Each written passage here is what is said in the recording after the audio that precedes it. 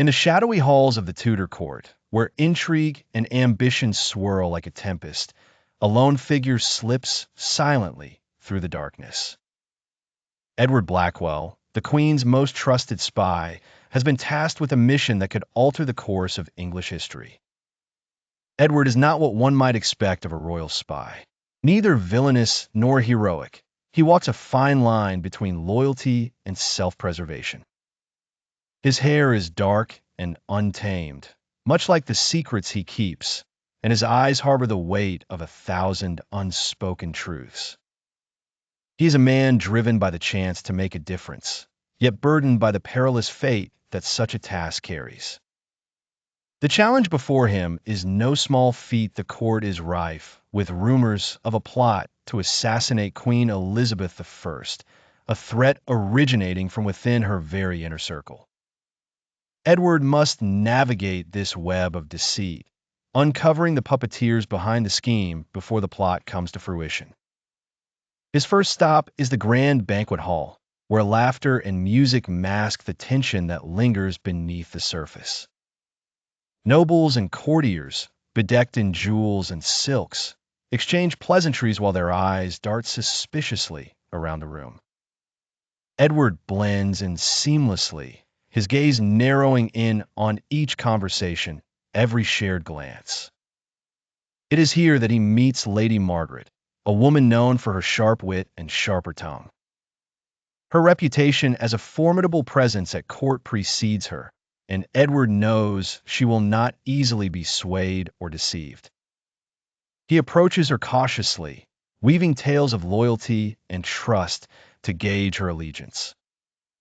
Margaret's eyes, bright and calculating, regard Edward with a mix of curiosity and skepticism. "You speak of loyalty," she says softly, "yet loyalty here is as changeable as the winds." Edward senses both conspiracy and desperation in her words. Could she be an ally, or is she yet another player in the deadly game? With a sharp nod of understanding, Edward leaves the banquet hall. His next stop, the dimly lit library, where the scent of old parchment fills the air. It is said that documents of great importance have been left vulnerable in these halls, and within them lies the key to unmasking the conspiracy. Among the dusty shelves, Edward encounters Thomas Gray, a scholar known for his intellect and discretion. Thomas's allegiance remains untested, though Edward suspects his interests lie more with books than with crowns. Together, they scour through letters and correspondences, piecing together fragments of a conversation that speaks of betrayal.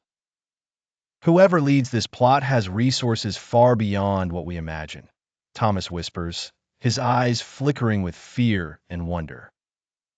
These letters, coded, disguised, reveal nothing of a name, yet point clearly towards treachery.